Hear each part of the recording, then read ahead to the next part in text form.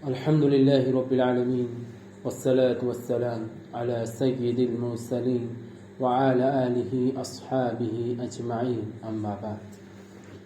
اللہ کا احسان و کرم ہے کہ اس نے ہمیں فجر کی نماز باجماعت پڑھنے کی توفیق نصیب فرمائی، اور دعا گو ہوں اللہ سے کہ اللہ اسی طرح ہمیں 5 وقت کا نمازی بنا دے، رمضان میں بھی اور غیر رمضان میں بھی۔ میرے دوستوں، بزرگوں، پیارے بچوں، اللہ رب العزت نے جو ایمان کی دولت ہمیں نصیب فرمائی ہے، بڑی قیمتی دولت ہے۔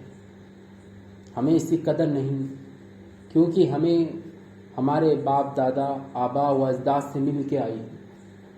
ہمارے باپ، ہمارے دادا، ہمارے پردادا ان سے ہو کر ہمارے تک ایمان پہنچائے، اس لیے ہمیں اس کی قدر نہیں، کیونکہ ہمیں گھر بیٹھے مل چکا، اور جسے گھر بیٹھے مل جاتا ہے اسے اس کی اہمیت نہیں ہوتی جو محنت سے کماتا ہے۔ ایمان کی دولت ان سے پوچھئے جنہوں نے اپنے گھر کو چھوڑا ہے، اپنے رشتہ دار کو چھوڑا ہے، اپنی پراپرٹی کو چھوڑا ہے، اپنی جائیداد کو لات مار کر ایمان میں داخل ہوئے ہیں، سب کو چھوڑ کر ایمان حاصل کیا ہے۔ ان سے پوچھے ایمان کسے کہتے ہیں اور ایمان کیا چیز ہے۔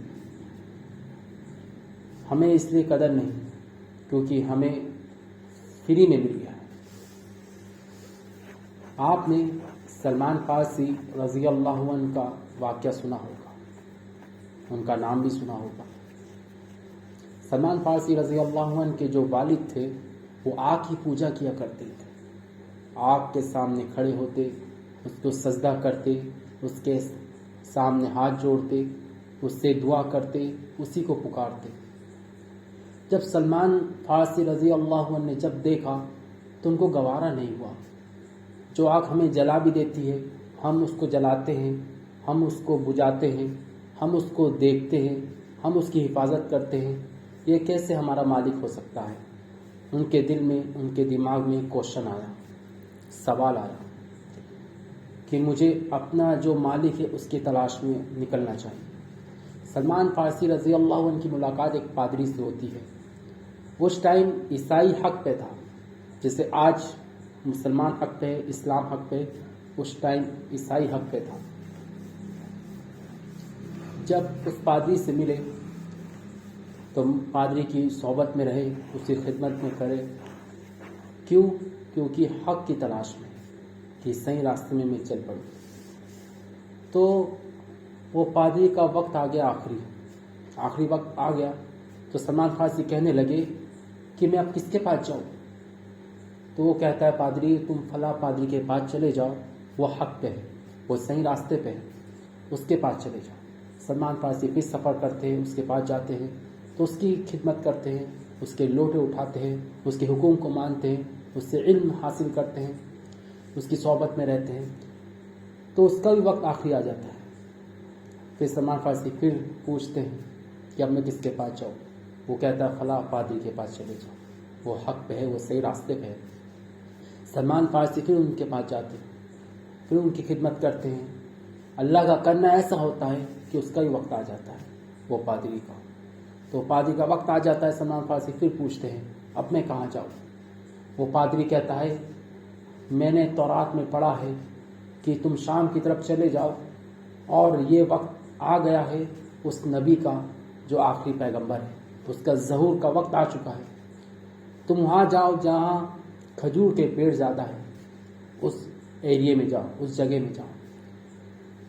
تو سلمان فارسی ایک قافلہ جانے والا رہتا ہے تو اس کے ہمراہ ہو جاتے ہیں اور اس کے ساتھ نکل پڑتے ہیں۔ تو اس قافلے کو گنڈے حملہ کر کے سلمان فارسی کو غلام بنا لیتے ہیں اور اس کو سلمان فارسی کو بیچ دیتے ہیں، اور سلمان فارسی کو ایک یہودی خریدتا ہے، اور وہ یہودی مدینہ کا ہوتا ہے۔ تو اللہ نے ایسے پہنچا دیا سلمان فارسی کو مدینہ میں۔ تو مدینہ میں اس یہودی کے یہاں کام کرتے ہیں، اسے غلام بن کر۔ تو یہ آواز آتی ہے، یہ پتہ چلتا ہے کہ مکے میں کسی نے نبوت کا دعویٰ کیا ہے۔ تو خود نبی کریم صلی اللہ علیہ وسلم ہجرت کر کے مکہ سے مدینہ جاتے ہیں، مدینہ پہ آتے ہیں۔ تو تو سلمان فارسی کے پادری نے کہا تھا جو نبی ہوگا میں تمہیں 2 نشانی بتا رہا ہوں، تم اس کو کھجور دو گے، اگر کہوں گے یہ سکے کی کھجور ہے تو وہ قبول نہیں کرے گا، اور اگر تم ہدیے کی کھجور دو گے تو وہ قبول کر لے گا۔ تو سلمان فارسی نے جب نبی کریم صلی اللہ علیہ وسلم مدینے میں آ گئے تو سلمان فارسی نے کچھ کھجوریں لی اور نبی کریم صلی اللہ علیہ وسلم کی محفل میں گئے اور کہا اللہ کے نبی اے پیغمبر یہ صدقے کی ہے، تو نبی علیہ وسلم نے اس کو قبول نہیں کیا، کہا یہ صحابہ کو بانٹ دو۔ پھر سلمان فارسی پھر گھر آئے، پھر کچھ دن رہے، پھر کھجور لی، پھر کہا نبی علیہ وسلم نے محفل میں گئے، کہا یہ ہدیے کی ہے، یہ تحفہ ہے، قبول کریے۔ اللہ کے نبی نے اس کو قبول کیا، اس میں کھایا، اور سلمان فارسی سمجھ گئے کہ یہی نبی ہے جو پادری نے بتایا تھا۔ تو سلمان فارسی نے نبی علیہ وسلم کا ہاتھ پہ بیعت رکھ کر کلمہ شہادت پڑھ کے دار اسلام میں داخل ہوئے۔ کہنے کا مطلب یہ ہے کہ سلمان فارسی کا واقعہ کتنا دلچسپ اور کتنا عبرتناک ہے کہ آپ نے حق کی تلاش کے لیے کتنی مشقت تکلیف سب برداشت کر کے حق کو حاصل کیا، یعنی اپنے ماں باپ کو چھوڑا، فیملی کو چھوڑا، گھر کو چھوڑا، پادری پہ پادری کی خدمت کر، 1 پادری 2 پادری تیسرے پادری کی خدمت کی، تو جب جا کے آپ کو غلام بنے، پھر بکے، پھر وہاں سے وہاں سفر کرتے کرتے آپ اللہ کے نبی تک پہنچ گئے۔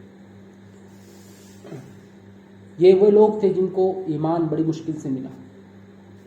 آج نان مسلم کو دیکھیے آپ، کتنی مشکل سے ان کو ایمان حاصل ہوتا ہے، لیکن ان کے اندر قدر ہوتی ہے، اور ہمیں گھر بیٹھے ایمان مل گیا اس لیے ہمیں قدر نہیں ہے۔ ضرورت اس بات کی ہے کہ ہم ایمان کی قدر کریں، اسلام کی قدر کریں، جو اللہ نے ہمیں دین دیا ہے اس کو سمجھے، اس کو عمل کرے، یہی آپ کی کامیابی کا راستہ ہے۔ اللہ تعالیٰ سے دعا گو ہوں کہ اللہ ہمیں ایمان کی قدر کرنے والا بنائے اور اسلام میں چلائے، اور اسلام میں ہمیں آخری کلمہ اور فوت عنایت فرمائے، یعنی جب ہماری روح قبض ہو تو ہمارے منہ سے لا الہ الا اللہ نکلے۔ اللہ سے دعا گو ہے کہ اللہ تعالیٰ ہماری ٹوٹی پھوٹی عبادتوں کو قبول فرمائے، ہمارے روزوں کو قبول فرمائے۔ اے اللہ ہمیں جنت الفردوس میں اعلیٰ مقام عنایت فرمائے۔ اے اللہ جو بے روزگاروں کی روزی برکت عنایت فرما۔ اے اللہ جو پریشان ہیں ان کی پریشانی دور فرما۔ اے اللہ جو بیمار ہیں ان کی بیماری دور فرما۔ اے اللہ جو دنیا سے چلے گئے اے اللہ ان کی مغفرت فرما۔ اے اللہ جو جانے والے ہیں اے اللہ ان کے لیے جنت میں ان کے لیے جنت کی کھڑکی کھول دے۔ اے اللہ ہم سب کو جب تک رکھ عافیت کے ساتھ رکھ اور ہمارا خاتمہ دار اسلام میں فرما۔ سبحانک رب العزت عما یصفون والسلام علی المرسلین والحمد للہ رب العالمین۔